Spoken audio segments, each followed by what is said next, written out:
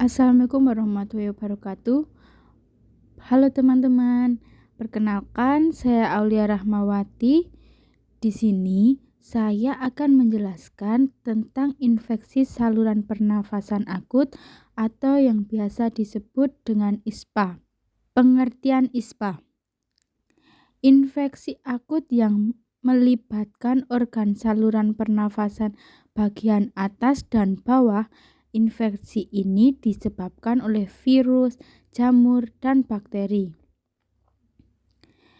ISPA akan menyerang host apabila ketahanan tubuh atau imunologi menurun.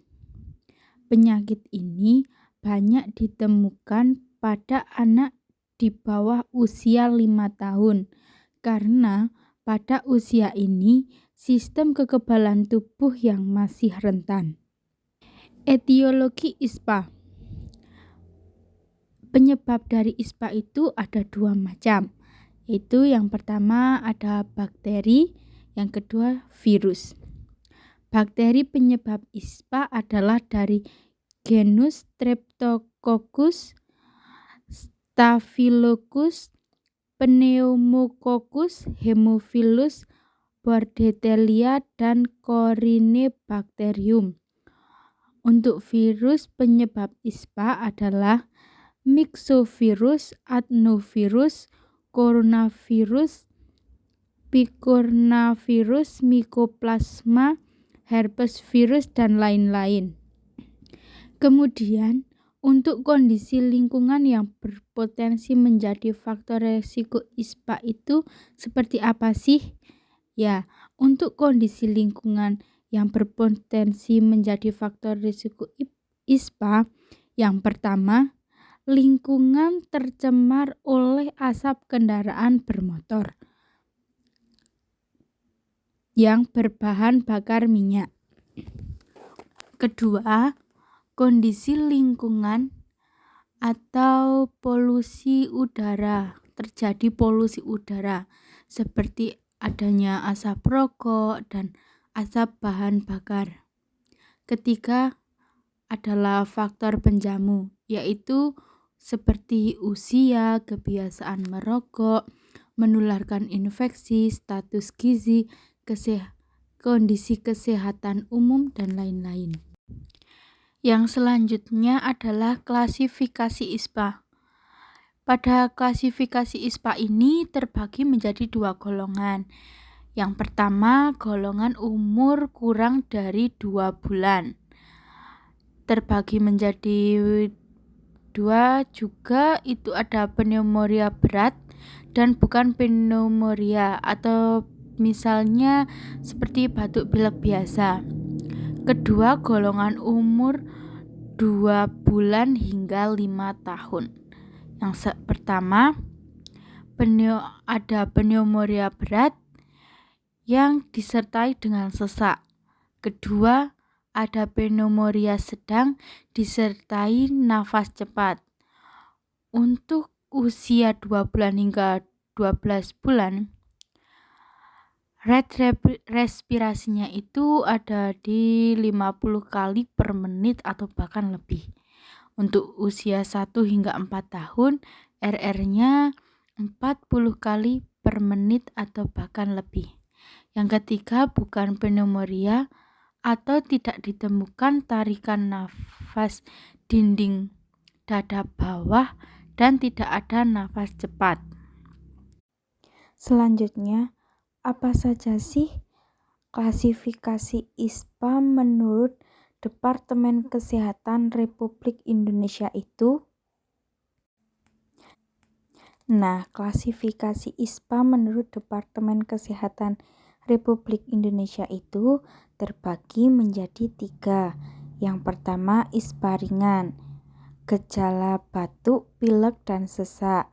Yang kedua, ISPA sedang, sesak nafas, suhu tubuh lebih dari 39 derajat Celcius, dan bila bernafas suara seperti mengorok. Dan yang ketiga adalah ISPA berat, yaitu kesadaran menurun, nadi cepat, nafsu makan menurun, bibir dan ujung nadi membiru atau sianosis dan tampak gelisah. Patofisiologi ISPA. Pada patofisiologi ISPA ini terbagi menjadi 4 tahap. Yang pertama, tahap prepatogenesis adalah penyebab telah adanya tetapi belum menunjukkan aksi apa-apa.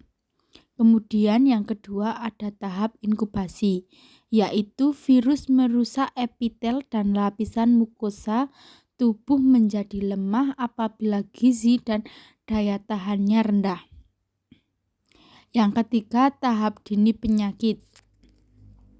Dimulai dari munculnya gejala penyakit timbul dari gejala demam dan batuk.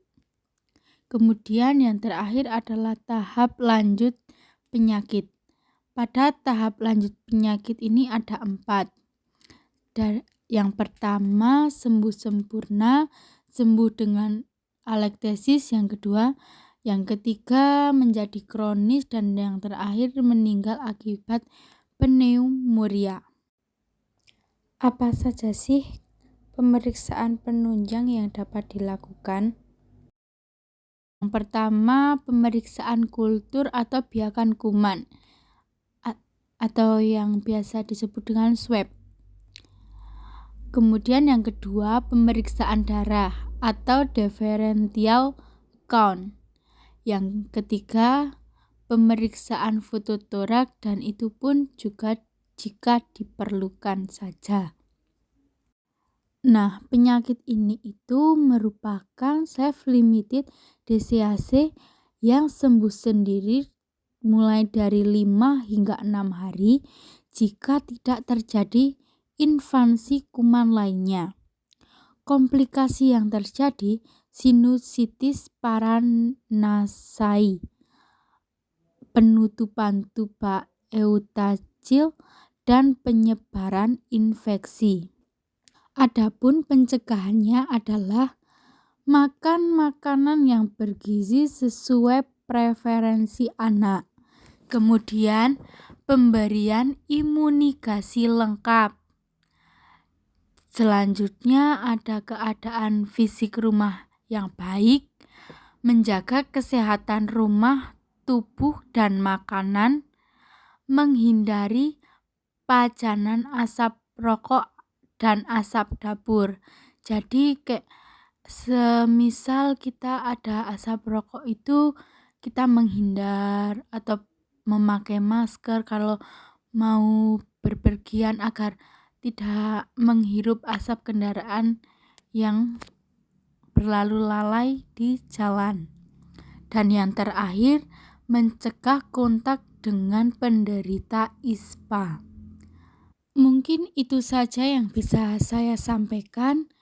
Semoga bermanfaat untuk semuanya, dan terima kasih sudah mendengarkan. Saya mohon maaf apabila ada kesalahan kata atau kekurangan. Terima kasih. Wassalamualaikum warahmatullahi wabarakatuh.